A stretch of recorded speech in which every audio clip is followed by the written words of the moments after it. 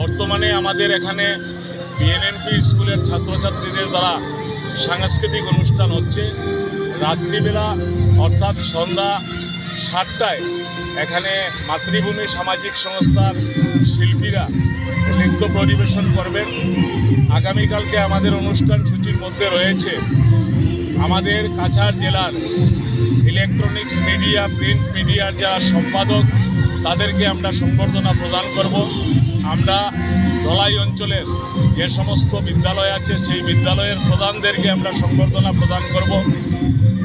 এই অঞ্চলের যারা বিশিষ্ট ব্যক্তিরা আছেন তাদেরকে সংবর্ধনা প্রদান করব।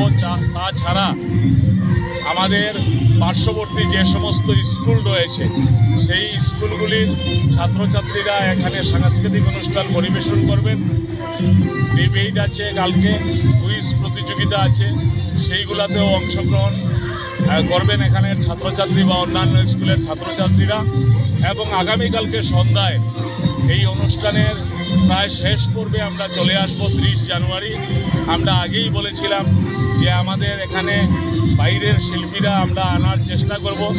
সেই চেষ্টা আমরা অনুসারে আগামীকালকে এখানে আমাদের আমন্ত্রিত শিল্পীরা আসবেন।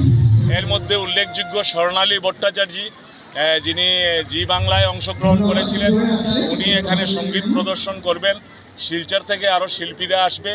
আমাদের চেষ্টা রয়েছে যে আগামীকালকে গুয়াহাটির থেকেও কিছু সঙ্গীত শিল্পীরা এখানে এসে অংশগ্রহণ করবেন। সময়টা আমরা সন্ধ্যা 7টায় সেই অনুষ্ঠান শুরু হবে।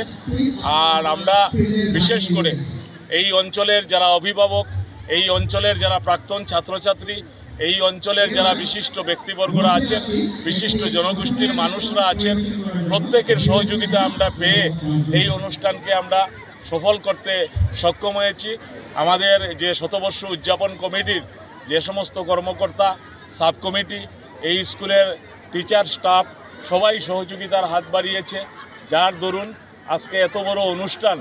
আমাদের প্রত্যন্ত অঞ্চল বলতে হবে ধলাই, এই প্রত্যন্ত অঞ্চলে আমরা এই অনুষ্ঠান করে আমরা সফলতা অর্জন করেছি। এবং আপনারা লক্ষ্য করেছেন যে গতকালকে আসামের মহামান্য রাজ্যপাল যে উনি শুধু এই অনুষ্ঠানের জন্য এখানে এসে অংশগ্রহণ করে উনি যে বক্তব্য রেখেছেন সবাই সেটা গ্রহণ করেছেন, ভালো হয়েছেন বলে সবাই উল্লেখ করেছেন।